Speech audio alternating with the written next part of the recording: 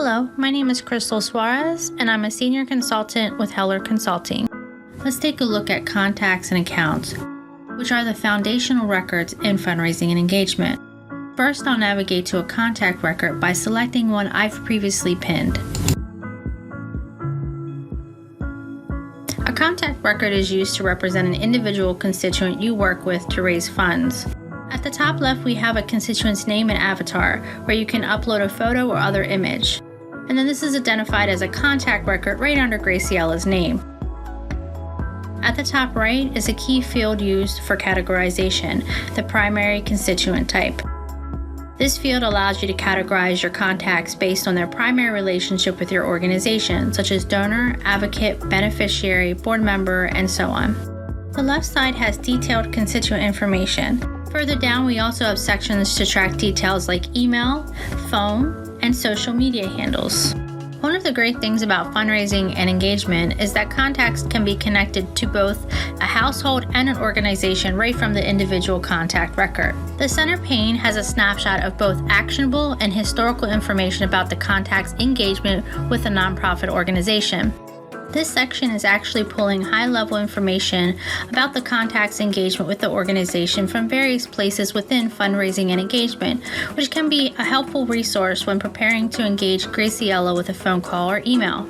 The right side has additional information about the constituents, such as the objectives the donor is interested in supporting, and a timeline of interactions with the donor, including emails, phone numbers, and notes. Lastly, beneath the constituent name, we have access to additional details and other records that are related to the constituent. By clicking on these tabs, we can access more information, like the Details tabs, which gives additional giving summaries and the constituent's preferences, like preferred language and other contact restrictions. On the Address Details tab, we can see the primary, secondary, and alternate addresses. On the Donations Informations tab, we have a detailed view of transactions, donor commitments, and payment schedules related to the donor. Each of these tabs provides quick ways to navigate to other related records.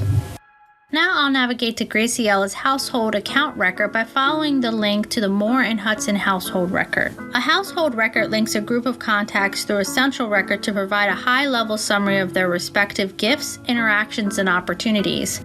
A household record could have just one related contact or multiple related contacts in the case of spouses or family members. This is the household that Graciella is part of. And in this case, there are two members, Graciella and her spouse, Chris Hudson. You can see that the layout is very similar to the contact record. And the center pane has a summary of information like household giving, number of household members, and the last date of communication. You can also toggle between members of the household to quickly see direct contributions made by each member. The right side has additional information about the household, like the list of individual members of the household, and a timeline of interactions, just like we saw on the contact record, including emails, phone calls, and notes. I'll stop there for a second and just share that one of my favorite things about fundraising and engagement is that it provides a really intuitive user interface. You have multiple options for ways to navigate between a contact and an account record, so you can find the workflow that best works for you. I also want to emphasize how comfortable it is navigating between these two records. I can really get to the details I need quickly and at a glance, and see a high-level donation summaries and the most important information when I'm working with my constituents in real time.